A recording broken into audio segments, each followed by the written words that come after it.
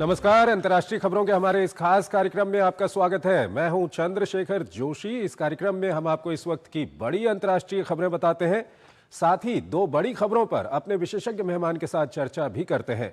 आज हम पाकिस्तान में टीएलपी के आंदोलन को लेकर तालिबान और पाकिस्तान के बीच आरोप प्रत्यारोप और मेडागास्कर के राजनीतिक और संवैधानिक संकट पर चर्चा करेंगे। कार्यक्रम के अंत में कुछ और महत्वपूर्ण अंतर्राष्ट्रीय खबरें आपको बताएंगे, लेकिन आइए सबसे पहले आपको दिखाते हैं इस वक्त की अंतर्राष्ट्रीय हेडलाइंस। भारत और मंगोलिया के बीच कई समझौतों पर हस्ताक्षर। प्रधानमंत्री मोदी ने दोनों देशों के रिश्तों को बताया सीमाओं से परे। मंगोलियाई नागरिकों के लिए मुफ्त ई वीजा देने की घोषणा।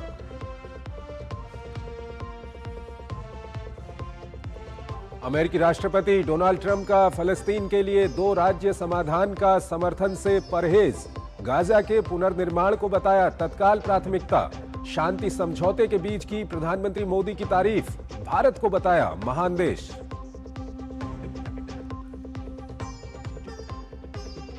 यूक्रेन संघर्ष खत्म करने के ट्रंप के बयान का क्रेमलिन ने किया स्वागत। कहा रूस शांति वार्ता को तैयार। अमेरिकी राष्ट्रपति ने कहा रूस के साथ संघर्ष खत्म करने में तुर्की निभा सकता है अहम भूमिका।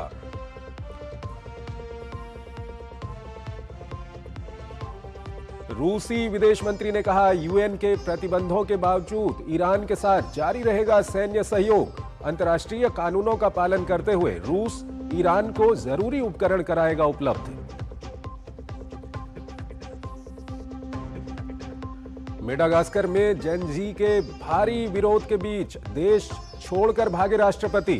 नेशनल असेंबली को किया भंग। विपक्ष ने महाभियोग के जरिए पद से किया अपदस्थ। सेना ने संभाला मोर्चा।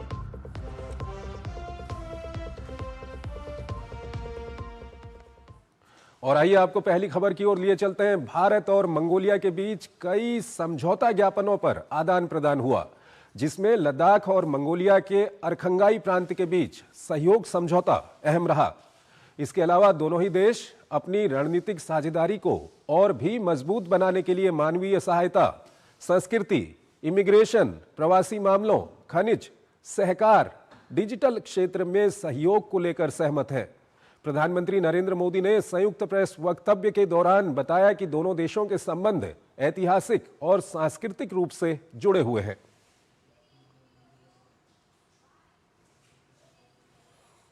वैश्विक मुद्दों पर हमारा दृष्टिकोण हमारे साझा मूल्यों पर आधारित है। अंतर्राष्ट्रीय मंचों पर हम करीबी साझेदार हैं। हम दोनों देश फ्री, ओपन, इंक्लूसिव और रूल बेस्ड इंडो पैसिफिक का समर्थन करते हैं। ग्लोबल साउथ की आवाज को सशक्त करने के लिए भी हम मिलकर काम करते हैं। अगली महत्वपूर्ण खबर की ओर आपको लिए चलते हैं। गाजा शांति समझौते में पाकिस्तान की भूमिका का विरोध करने के लिए पाकिस्तान में एक ऐसे संगठन ने आंदोलन कर दिया जिसे पाकिस्तानी सेना का पिट्ठू कहा जाता है। यही नहीं, इस आंदोलन पर सुरक्षा बलों ने भी जमकर कहर बरपाया। दर्जनों लोगों के मारे जाने और घायल होने का भी दावा किया जा रहा है। ऐसे में बड़ा सवाल यह है कि क्या सेना पहले की तरह इस संगठन के पीछे कोई बड़ा खेल खेल रही है? आइए आपको एक रिपोर्ट दिखाते हैं और फिर इस पर अपने विशेषज्ञ मेहमान के साथ चर्चा करेंगे। अफगानिस्तान पाकिस्तान सीमा पर गोलियों के शोले जरूर बुझ गए हैं, लेकिन दोनों तरफ से निकलने वाले जबानी गोले कभी भी बड़ा विस्फोट कर सकते हैं। ताज़ा झड़पों के बाद 2600 किलोमीटर लंबी सीमा पर क्रॉसिंग बंद कर दी गई है, जिसके चलते दोनों पड़ोसी देशों के बीच व्यापार रुक गया है। दोनों तरफ माल से लदे ट्रक संबंधों की टूटती डोर पर कार्बन की परत डालकर मजबूती का इंतजार कर रहे हैं, लेकिन दोनों ओर से छोड़े जा रहे बयानों के तीर इसे छलनी कर घायल कर देते हैं। इन दिनों पाकिस्तान को सिर्फ सरहद पर अफगान चुनौतियों का सामना नहीं है, बल्कि आंतरिक समस्याओं के ढेर से दबा हुआ है। दरअसल पाकिस्तान की बरसों की नीतियों और सेना के दबदबे ने पूरे मुल्क को बारूद के ढेर पर बिठा दिया है। जब कोई भी संगठन लोकतांत्रिक तरीके से इस्लामाबाद पहुंचने का नारा देता है, तो इनकी बात सुनने के बजाय सेना उन्हें सबक सिखाने पर उतर आती है। ऐसा ही ताज़ा मामला टीएलपी यानी तहरीके लब्बैक पाकिस्तान का है। उधर गाजा में शांति समझौता चल रहा था तो इधर गाजा मामले पर अपनी सरकार की भूमिका को लेकर टीएलपी ने आंदोलन का ऐलान कर दिया। इन्हें इस्लामाबाद पहुंचने से रोकने के लिए शहबाज शरीफ ने लाहौर में ही रेंजर्स पीछे लगा दिए। दोनों पक्षों में जमकर झड़प हुई। पहले शुक्रवार को फिर सोमवार को सुरक्षा बलों ने इन पर कहर बरपाया। मुरीद के जंग का मैदान बन गया। दर्जनों लोगों की मौत और सैकड़ों लोगों के घायल होने का दावा किया जा रहा है। टीएलपी प्रमुख साद रिजवी के भाई अनस रिजवी भी फायरिंग में घायल हुए हैं। दोनों भाइयों समेत सैकड़ों कार्यकर्ताओं पर आतंकवाद विरोधी मामला दर्ज कर जेल में डाल दिया गया है। साद रिजवी के बारे में पता नहीं है कि उन्हें कहां रखा गया है। अब मामले में एंट्री होती है तालिबान की। पाकिस्तान की हरकतों से परेशान तालिबान ने जब फिरकी ली तो पाकिस्तान को मिर्ची लग गई। तालिबान के प्रवक्ता ज़बीहुल्लाह मुजाहिद ने मारे गए लोगों के प्रति संवेदना प्रकट करते हुए पाकिस्तान सरकार को अपने ही लोगों के खिलाफ हिंसा से बचने और मामले को आपसी बातचीत से सुलझाने की सलाह दे डाली। कभी तालिबान के स्वघोषित आका की भूमिका निभाने वाले पाकिस्तान को पड़ोसी धर्म की सलाह पसंद नहीं आई। कह दिया, अपनी हद में रहो, हमें आपके मशवरों की जरूरत नहीं है। हमारे आंतरिक मामलों के बजाय अपने मसलों पर ध्यान दें। पाकिस्तानी विदेश मंत्रालय यही नहीं रुका, तालिबान को दोहा समझौते की याद दिलाते हुए इसका पालन करने की नसीहत दी। 11-12 अक्टूबर की रात दोनों देशों के बीच हुई झड़प में अफगानिस्तान ने 58 पाक फौजियों को मार गिराने और 25 चौकियों पर कब्जा का दावा किया था, जबकि पाकिस्तान ने 200 अफगान लड़ाकों को ढेर करने की बात कही है। पाकिस्तान अफगानिस्तान पर टीटीपी को शरण देने का आरोप लगाता है, जबकि तालिबान इससे इनकार करता है।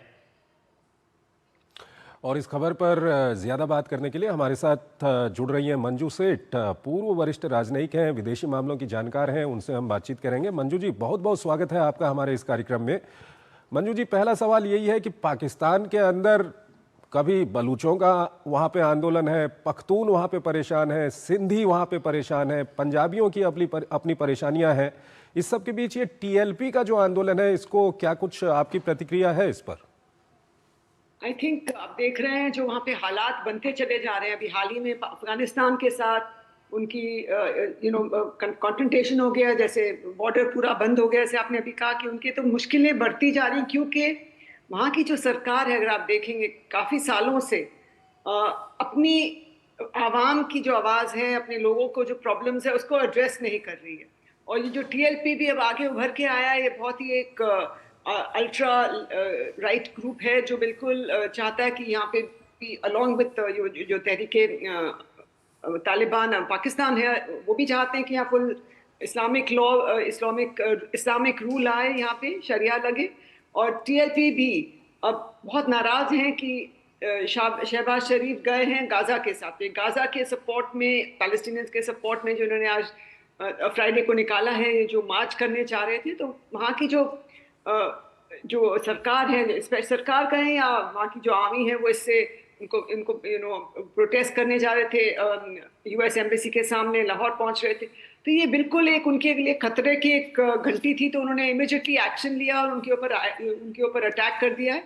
और क्योंकि ये जो इनको बैन किया था इस ग्रुप को, टीएलपी को, सम इयर्स अगो, लेकिन फिर से उसका बैन लिफ्ट कर दिया क्योंकि प्रेशर बहुत था उनके ऊपर, आई थिंक सरकार के ऊपर, कि ये, और क्योंकि ये कुछ नहीं कर रहे हैं, इनको तो ये इनका सिर्फ एक और इलेक्शन में जो एक फोर्थ लार्जेस्ट पार्टी बन के उभरे ही, तो उनका एक और काफी वोट्स मिले उनको, तो सपोर्ट था, तो इसलिए वो उनको, आई थिंक, वो बैन उनको वापस लेना पड़ा। मंजू जी, अगर हम तहरीके लब्बैक जो टीएलपी है इसकी बात करें, तो इसको कहीं ना कहीं पाकिस्तानी सेना का पिट्ठू माना जाता है इसको।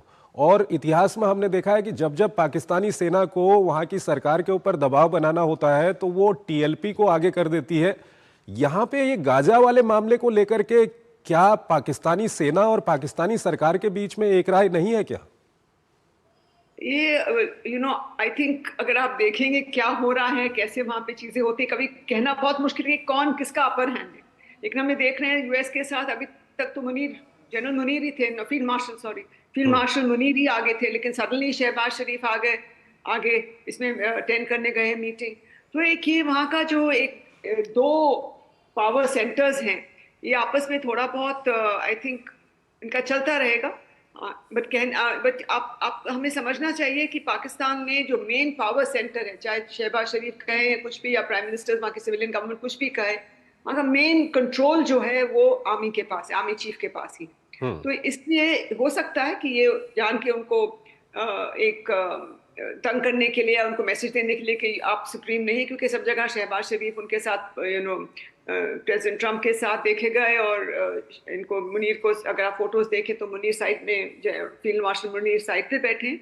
तो इनकी जो आपस में भी जो पावर प्ले है वो भी एक चलता हम देख रहे हैं। और ये भी जैसे आपने कहा पहले से, जो टीएलपी है ये उनका समझा जाता है सपोर्टर ऑफ द आर्मी, क्योंकि वो कभी जब चाहते हैं सिविलियन गवर्नमेंट को तंग करने के लिए उनको आगे लाते हैं। लेकिन इस दफा ऐसे लग रहा है कि टीएलपी के, क्योंकि आर्मी ने भी उनको अटैक किया इस दफा, आर्मी प्रोटेस्टर्स थे, उन्होंने भी उनको अटैक किया, और वो कह रहे कि इनोसेंट, और उनके जो चीफ को भी टारगेट किया गया। तो इस दफा कहा नहीं जा सकता एग्जैक्टली क्या पावर प्ले और बिहाइंड द सीन्स क्या चल रहा है, लेकिन ऑल इन ऑल ये एक बहुत अच्छी खबर नहीं है। ठीक है वहाँ के लोगों मंजू जी, तीसरा सवाल यह है कि अगर पाकिस्तान की हम बात करें तो आर्थिक रूप से पाकिस्तान की हालत खराब है, और पाकिस्तान के अंदर हम देखें तो बलूच अलग वहाँ की जो सत्ता है उसके खिलाफ है, पख्तून उनके खिलाफ है, सिंध में भी पानी को लेकर के काफ़ी वहाँ पे आंदोलन चल रहा है, पंजाबियों का अपना एक धड़ा है। पाकिस्तान कितना स्थिर रहेगा आने वाले दिनों में? मुल्क की स्थिरता में तो बहुत डाउट्स आ रहे हैं कि कितना स्थिर रह पाएगा, क्योंकि इन्होंने बिल्कुल इकोनॉमिक एक्टिविटी और इकोनॉमिक ग्रोथ के ऊपर खास ध्यान नहीं दिया है।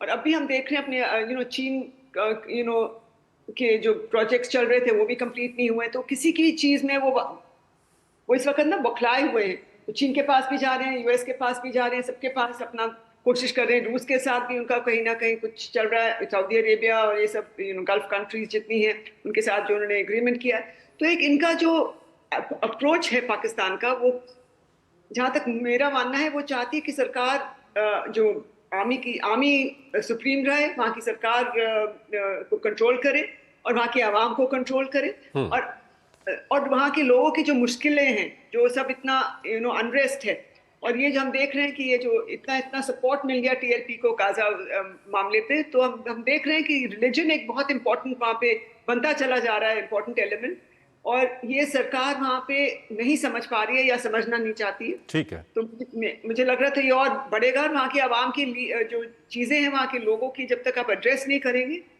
मुझे लगता है ये और इनकी मुश्किलें बढ़ेंगी। ठीक है मंजू जी, हमारे साथ बने रहिएगा। एक और महत्वपूर्ण विषय है, उस पर हम आपसे बातचीत करेंगे, लेकिन यहाँ पर हमको एक छोटा सा ब्रेक लेना है। एक छोटा सा ब्रेक लेते हैं। चलते हैं। युवाओं के आंदोलन के कारण एक और देश में न सिर्फ सरकार को सत्ता छोड़नी पड़ी, बल्कि यहाँ के राष्ट्रपति को भी देश छोड़कर भागना पड़ा। हम बात कर रहे हैं मेडागास्कर की। यहाँ सेना और अर्धसैनिक बल भी आंदोलनरत युवाओं के समर्थन में आ गए। राष्ट्रपति ने अपनी कुर्सी बचाने की खूब कोशिश की, लेकिन वो भी सफल नहीं हो पाए। आइए आपको इससे जुड़ी एक खबर दिखाते हैं और फिर इस पर अपने विशेषज्ञ मेहमान के साथ चर्चा करेंगे। जेनजी की ऊर्जा ने एक और देश की सरकार को ढा दिया है। पिछले 2 महीनों से जेनजी से टकराते टकराते करीब 16 सालों से सत्ता पर काबिज राष्ट्रपति एंड्री राजोएलिना टूट गए और देश छोड़कर फरार हो गए। ये देश है हिंद महासागर में अफ्रीका के पूर्वी तट के पास स्थित मेडागास्कर।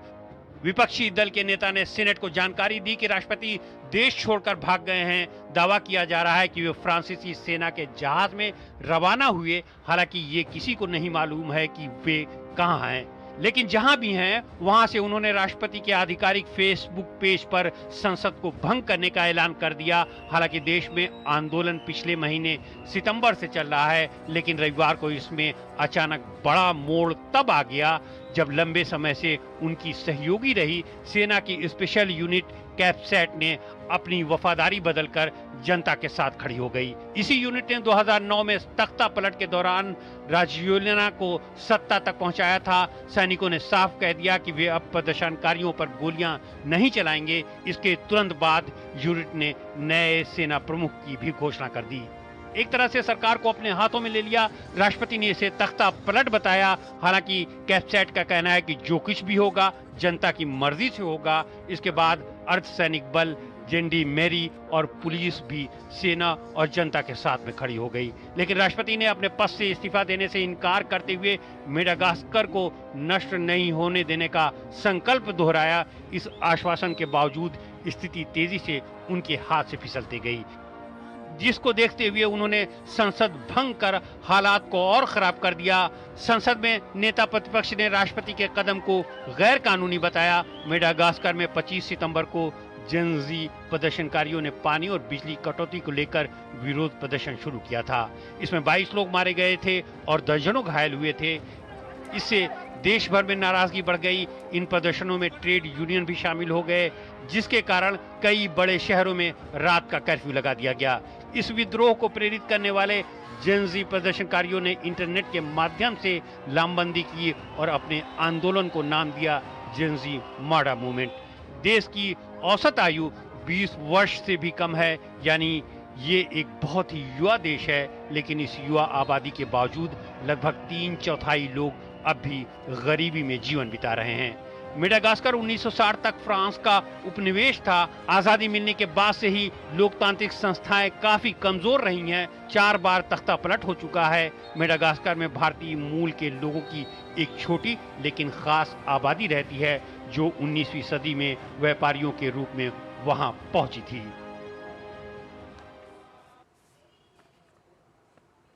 मंजू सेठ हमारे साथ जुड़ी हुई हैं, पूर्व वरिष्ठ राजनयिक हैं, विदेशी मामलों की जानकार हैं, उनसे हम बातचीत करेंगे। मंजू जी, आपको मेडागास्कर का अच्छा खासा अनुभव है, जो कुछ भी वहां पर हो रहा है, क्या कुछ कहेंगे इसको लेकर के आप?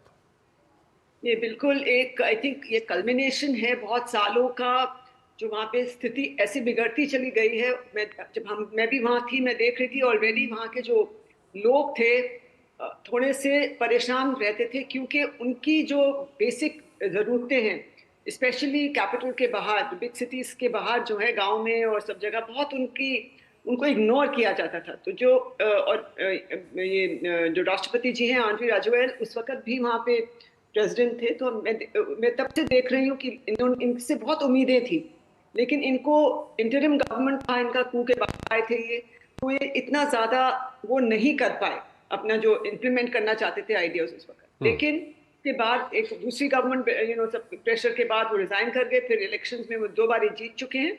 तो क्योंकि यंग हैं ये और एक फॉर्मर डीजे रह चुके हैं, तो वहाँ के लोग, यंग जनरेशन को इनसे बहुत उम्मीदें थी। और मुझे लग रहा है इन्होंने कोशिश भी जरूर की है, लेकिन जो बेसिक, जैसे ये वाली जो समस्या इस वक्त आई है, ये बिल्डअप हो रही है काफी सालों से। बिजली और पानी की जो बेसिक चीजें, जो बेसिक उनकी नीड्स हैं, खाना पीने की भी दिक्कत आती है वहाँ पे, और बहुत गरीबी है, स्पेशली अगेन सिटीज में से बाहर से। तो ये जो वहाँ के यंग जनरेशन है, ये काफी रेस्टलेस हैं, क्योंकि अब बेसिक पानी बिजली भी नहीं मिल रहा है, जॉब्स भी कम है। तो उनको कैसे उसको कैसे उनको सरकार को बताएं कि इसको पहले एड्रेस करिए। ये कोशिश उन करते रहते हैं, लेकिन मुझे लगता है सब देशों में कोई सुनवाई होती नहीं है गवर्नमेंट की। लेकिन इन्होंने जो यंग जनरेशन ने देखा कि जेन जी प्रोटेस्ट और कंट्रीज में जो हुए हैं, उससे ये प्रेरित हुए हैं, देखा कि कैसे वहां सत्ता पलट हो गया। बट इनिशियली इनका जो था कि ये जो गवर्नमेंट हटाई जाए, इनको प्रेसिडेंट को नहीं टारगेट कर रहे थे इनिशियल जो इनका प्रोटेस्ट था। लेकिन अब मंजू जी, ये जो जेन जी की हम बात कर रहे हैं, सत्ताओं को गिराना, सड़कों पे इस तरह से निकल के आंदोलन करना, ये तो ठीक है, लेकिन ये कहीं आपको दिशाहीन नहीं लगता कि सॉल्यूशन तो इनके पास है नहीं, जहां भी हम देखें जिस तरह के ये आंदोलन हो रहे हैं? बिल्कुल, बच्चे यंग चिल्ड्रन है, लेकिन उनको किसी तरह अपनी बात आगे रखनी है और प्रोटेस्ट करना है। और साथ में हम देख रहे हैं कि आर्मी भी वहां भी उनके साथ हो गई। उनका जो स्पेशल यूनिट है आर्मी का, वो भी जो सपोर्ट कर रहा था प्रेसिडेंट को, वो भी अब इनके यंग जनरेशन के साथ हो गया, क्योंकि सबको वहां पे चेंज चाहिए। क्योंकि जो वो चाहते हैं बेसिक चीजें वहां पे नहीं कर पा रही है जो सरकार है। और मुझे लगता है, मेरा मानना है कि काफी कारण है क्यों नहीं कर पाती है। क्योंकि वहां पे जो इतने रिसोर्स रिच कंट्री है, तो सारी जो फ्रांस भी वहां पे एक्टिव है, सारी कंट्रीज, वेस्टर्न कंट्रीज भी और चीन भी, और अफ्रीकन यूनियन का भी कोशिश रहती है कि इनको थोड़ा इन्फ्लुएंस करे। बट अफ्रीकन यूनियन का इतना ज्यादा बोलबाला नहीं है वहां पे, दबदबा नहीं है। लेकिन सारी यूरोपियन कंट्रीज का, और यूएस और फ्रांस का, और यूएस भी वहाँ पे एक्टिव है। यहीं पर सवाल आता है मंजू जी कि हमने देखा है कि जेनजी के जो आंदोलन है उसमें कहीं ना कहीं आप अगर उसको गहराई से देखें तो उसके तार फिर विदेशों में चले जाते हैं। यहाँ पे किस तरह का वहाँ पर जियो पॉलिटिक्स है, थोड़ा सा हमारे दर्शकों को समझाइएगा विदेशों को लेकर के। ये जब जो मेन पावर्स हैं वो वहाँ पे काफी एक्टिव है, क्योंकि जैसे मैंने कहा रिसोर्स रिच कंट्री है, तो बीच में बैन लग गया था काफी चीजों पे, माइनिंग पे, इसके ऊपर, एंड इनके जो रिसोर्सेज को विदेशी जब मैं कह रही हूँ तो वेस्टर्न कंट्रीज की जो कंपनीज थी वो काफी एक्टिव थी। फिर चीन को भी इन्होंने अलाउ कर दिया वहाँ की सरकारों ने, तो लेकिन जो वेस्टर्न कंपनीज थी, ऑस्ट्रेलिया के, कनाडा की हो गई, माइनिंग में जो एक्टिव थे, और जो उनके और माइनिंग, मैं आपको बताऊं वहाँ की जो रिसोर्सेज हैं, जो जितना जो मिनरल्स हैं, जो गोल्ड है, बिल्कुल वहाँ पे भरा हुआ है, और बहुत मिनरल्स हैं, बहुत ही जो इम्पोर्टेंट, ये जो रेयर अर्थ जिसको भी कहा जाता है, सब बहुत बहुत वहाँ पे है उनके पास, खाने भरी हुई हैं। लेकिन वो सब एक, आई थिंक सब ने अपना अपना एक एरिया ले लिया है सब कंपनीज ने, और किसी और को उसके आसपास आने जाते, और सरकारों को भी नहीं देखने देते। और चीन खासकर, मुझे जहाँ तक मुझे याद है और जो मुझे बताया भी गया, कि उनका फंक्शनिंग ऑफ कोर्स एक डिफरेंट स्टाइल का ही होता है सब जगह, तो वहाँ पे भी उन्होंने वैसा ही किया है, जो आई थिंक वेस्टर्न कंपनीज को पसंद नहीं आए, क्योंकि बहुत रिसोर्सेज वो क्वाइटली सरकारों के साथ मिलके, क्योंकि उनका this is the way they function, सरकारों के साथ मिलके अपना रिसोर्सेज और माइनिंग और जो भी है, जैसे हम देख रहे हैं हमारे नेबरहुड में भी, वो अपना देखते हैं बेनिफिट, और क्यों ना देखते हैं, हर कंट्री अपना बेनिफिट देखती है। तो लेकिन ये जो डिफरेंट कंट्रीज हैं बैकग्राउंड में, तो हर एक चाहता है कि हमारा फायदा हो, और किसी को, मुझे लगता है और देशों को भी देखते हुए, कहीं ना कहीं इन आंदोलनों की जो जड़ है वो भी ये जो वैश्विक शक्तियां हैं जो वहां पर मौजूद हैं, इनके आपस का जो विवाद है उसमें ये हो सकता है, ये खोजने की बात है। मंजू जी, बहुत बहुत शुक्रिया आपका, आप हमारे इस कार्यक्रम में जुड़ी और दोनों ही महत्वपूर्ण विषयों पर आपने अपना महत्वपूर्ण विश्लेषण हमारे दर्शकों के साथ साझा किया। एक छोटा सा ब्रेक लेते हैं, ब्रेक के उस पार आज की कुछ और महत्वपूर्ण अंतर्राष्ट्रीय खबरें समाप्त करते हैं, लेकिन जाते जाते आपको छोड़ जाते हैं आज की कुछ और महत्वपूर्ण अंतर्राष्ट्रीय खबरों के साथ। आप इन खबरों को देखिए और हमारी पूरी टीम को इजाजत दीजिए। नमस्कार।